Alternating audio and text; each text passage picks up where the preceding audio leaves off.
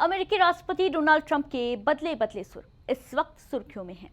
हर कोई अपनी अपनी एनालिसिस कर रहा है। आखिर ऐसा क्या हुआ, क्यों हुआ कि भारत का सबसे प्यारा दोस्त अमेरिका मुंह फेर बैठा।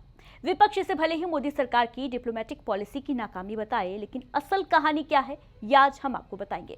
इस रिपोर्ट से आप भी सोच में पड़ जाएंगे कि विदेशी धन अमेरिका के नीति निर्माताओं की धारणा और पहुंच को कैसे और कितना प्रभावित करता है।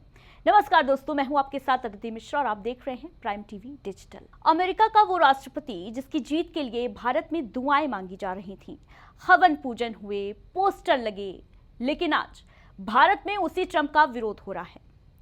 वजह है रेसिप्रोकल टैरिफ।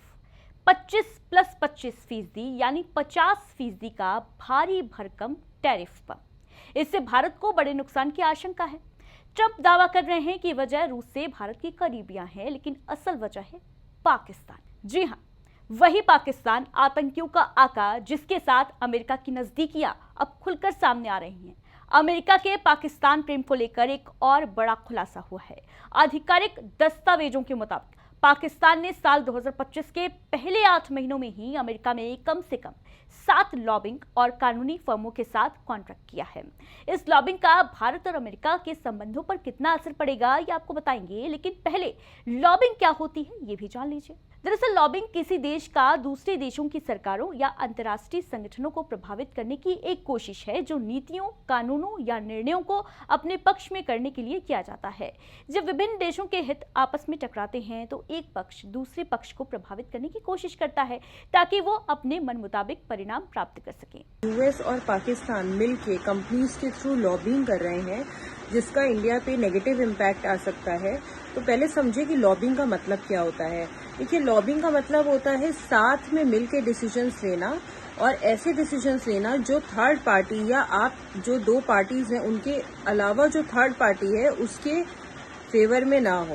अगर यूएस फेवरेटिज्म कर रहा है, पाकिस्तान को फेवर कर रहा है, उन पे टैरिफ्स इंक्रीज नहीं कर रहा, बट बाकी सब पे कर रहा है, सब कंट्रीज पे कर रहा है, तो इसका मतलब है वो दोनों मिल के लॉबी कर रहे हैं। ट्रंप ने पाकिस्तान को प्रमोट कर रहा है, जो कि इंडिया का सीधा जो है दुश्मन है, ज्योग्राफिकल टर्म्स में भी, पॉलिटिकल टर्म्स में भी, हिस्टोरिकल टर्म्स में भी।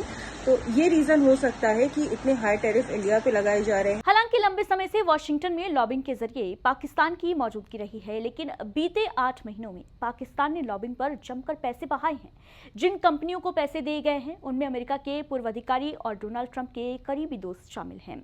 मीडिया रिपोर्ट्स की माने तो पाकिस्तान ने लॉबिंग फर्मों को हायर करते वक्त बेहद सावधानी से प्रोफाइलिंग की है।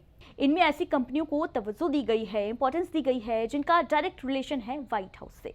और सबसे चर्चित नाम जो सामने आया है वो है गनिस्टर स्ट्रेटजीज वर्ल्ड वाइड का। इसके चीफ है रिपब्लिकन पार्टी के नेता गैरी गनिस्टर।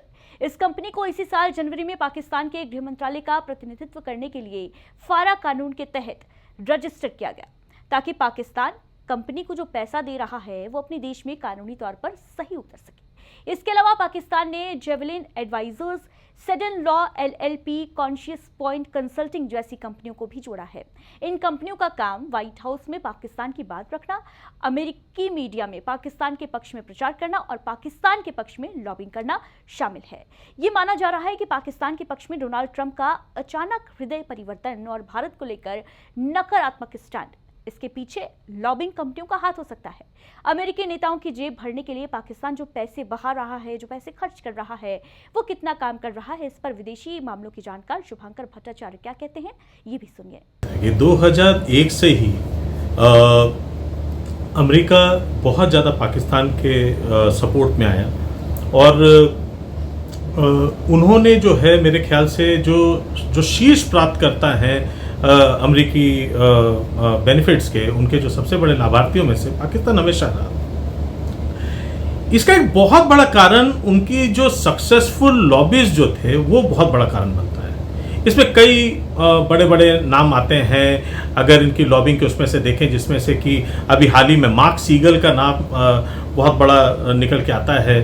9/11 के बाद एक जो आतंकी वाला जो एक मैटर था, जब बराक ओबामा ने बहुत सीरियसली इस मैटर को लिया था, ओसामा के पीछे पड़ने की जो बात थी और जैसे करके ओसामा बिन लादेन को ट्रेस किया गया था, तो वो पूरा जो मैटर था उस समय पाकिस्तान और अमेरिका के बीच में एक दूरी बनती जा रही थी।